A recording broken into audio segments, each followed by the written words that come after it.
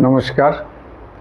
কাছে ও দূরে, দেশে ও বিদেশে সমস্ত শ্রেণীর শ্রোতা বন্ধুদের আমার ও আপনার চ্যানেল শান্তি বার্তাতে সুস্বাগতম। আজকের ভিডিওর থাম্বনেল দেখেই বুঝতে পারছেন সম্পূর্ণ একটা নতুন বিষয়ের আলোচনা, যে দুনিয়া জয় করবেন কিভাবে। দুনিয়া জয় করা মানে সারা পৃথিবী বা ভারতবর্ষের মালিক হয়ে যাওয়া নয়, নিজের কাছে নিজেই রাজা হয়ে থাকা। বিষয়টা একটু বিস্তারিতভাবে বিশ্লেষণ করার চেষ্টা করছি। প্রথমত, আপনি যেখানে যে অবস্থাতেই থাকুন না কেন, যে কর্মের সঙ্গেই নিজেকে যুক্ত রাখুন না কেন, সেই কর্মটাকে ভালোবেসে করবেন। আপনি সেখানে একটা টাইম দিলেন, জীবনের একটা সময় সেখানে নিবেশ করলেন, আর তার বিনিময়ে কিছু অর্থ পেলেন। এইভাবে কিন্তু কর্ম করলে আপনার হয়তো কিছু আর্থিক সঞ্চয় হলো, কিন্তু মানসিক যে শান্তি, যে স্যাটিসফিকেশান, সেগুলি কিন্তু আপনি কোনোটাই পাবেন না। তো যেখানে যে অবস্থায় যে কর্মই করুন না কেন, সেটাকে ভালোবেসে করবেন। মনে রাখবেন, কর্মই আপনার একমাত্র পূজা বা আরাধনা। তো কর্ম করতে হবে, তার সঙ্গে কিছু নিয়মকানুন মেনে চললে পারে আপনি অবশ্যই দুনিয়া জয় করতে পারবেন। আপনি যে অবস্থায় থাকুন না কেন, আপনি নিজে ভেতরে একটা আনন্দ অনুভব করবেন। দেখুন, হ্যাপিনেসটা কিন্তু কিনতে পাওয়া যায় না, এটা সম্পূর্ণ একটা মনের ব্যাপার।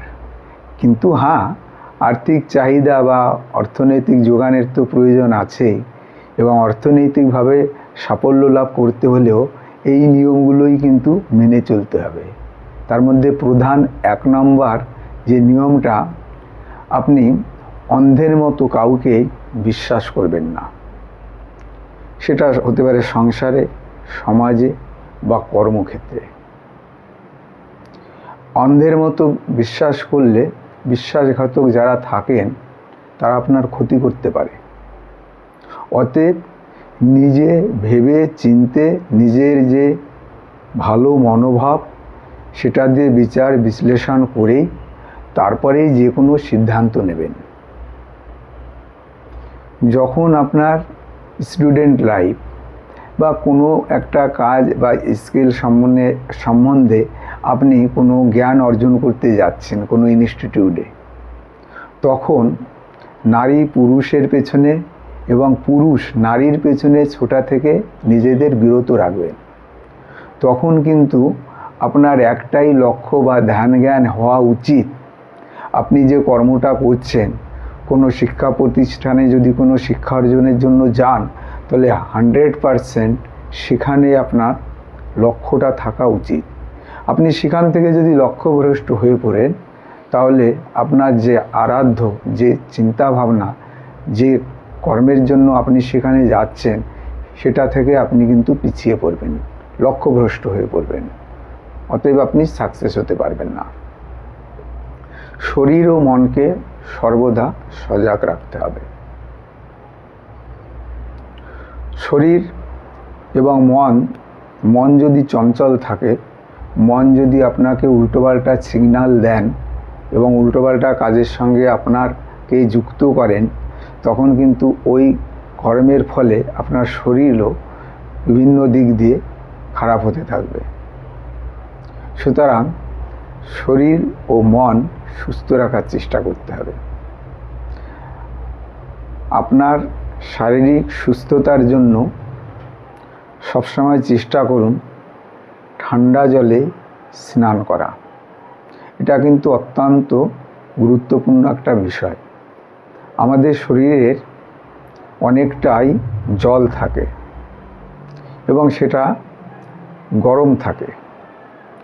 বাইরে থেকে যদি আপনি আবার গরম জলে সেখানে তাকে স্নান করান, তখন শারীরিক কোনো বিক্রিয়া হতে পারে, ভেতরে ক্ষতি হয়। তার জন্য ঠান্ডা জল দিয়েই স্নান করা উচিত। তাহলে আপনি শারীরিক ও মানসিকভাবে ঠিক থাকবেন। সব সময় নিজের উপর বিশ্বাস রাখবেন। অন্যের জীবনের থেকে নিজের জীবনের দিকে বেশি খেয়াল রাখতে হবে। সহকর্মী বা বন্ধুবান্ধব হয়তো কোনো কাজ থেকে পিছিয়ে পড়ছেন, আপনি নিজের কাজটা ছেড়ে দিয়ে তাদের হেল্প করতে যাচ্ছেন মানসিক বা শারীরিকভাবে, তাহলে আপনার নিজের কর্মদক্ষতা কিন্তু ব্যাঘাত ঘটছে, সময় লস হচ্ছে। তখন তার সেখানে অগ্রগতি হবে এবং আপনার ব্যক্তিগতভাবে সেখানে অগ্রগতি থেকে আপনি বিরত থাকবেন, পিছিয়ে পড়বেন। সুতরাং কর্মক্ষেত্রেও আপনার কর্মের দিকে ধ্যানটা বেশি রাখতে হবে। এই যে সামান্য কয়েকটা বিষয়ে আলোচনা করা হলো, এগুলো যদি সঠিকভাবে পালন করতে পারেন, এর আলটিমেটলি যে বিষয়টা সারসংক্ষেপে দাঁড়ায় যে আপনার মনকে সঠিকভাবে পরিচালনা করতে হবে। মন ঠিক থাকলে শরীরও ঠিক থাকবে, আর শরীর যদি ঠিক থাকে তাহলে আপনি যে কোনো কর্মে আপনি জয়ী হতে পারবেন, দুনিয়া জয় করতে পারবেন। আপনি মানসিক দিক দিয়ে কখনোই কোনো পরিস্থিতিতেই ভেঙে পড়লে চলবে না। কখনো সুখ আসবে, কখনো দুঃখ আসবে, কিন্তু দুটোকেই সমানভাবে ব্যালেন্স রেখে চলতে হবে। যখন সুখ আসলো অনেকটা উচ্ছ্বাসিত হয়ে আনন্দে বিভোর হওয়ার দরকার নেই। আবার কোনো কারণে যদি মনটা ভারাক্রান্ত হয়, অনেক দুঃখী হয়ে বিষণ্ণতায় ভোগারও কোনো প্রয়োজন নেই।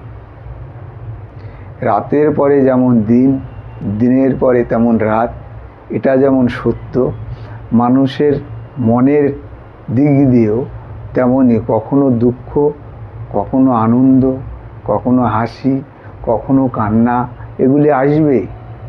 এগুলিকে সাদরে গ্রহণ করতে হবে। চেষ্টা করবেন ভালো থাকতে, এবং পারিপার্শ্বিক যারা আছেন সংসারের, সমাজে বা কর্মক্ষেত্রে, চাইবেন সবার কিছু না কিছু কল্যাণ করার। আপনি যদি সবার কল্যাণ চান, আপনারও কল্যাণ হবে। এইটাই মানব ধর্ম। আজ আর বেশি কিছু বলবো না। আমার ভিডিওগুলি যদি আপনাদের কিঞ্চিৎ ভালো লেগে থাকে, অবশ্যই বন্ধুবান্ধবদের শেয়ার করবেন, আমাকে লাইক করে কমেন্টস করবেন এবং শেয়ার করে পাশে থাকবেন, এই আশাই রাখব। এই পর্যন্তই আজকে শেষ করছি। লাস্টে একটা কথাই বলতে চাই, সবাই কিন্তু অনেক ভালো থাকবে, সুস্থ থাকবেন, এই প্রার্থনা করে নমস্কার।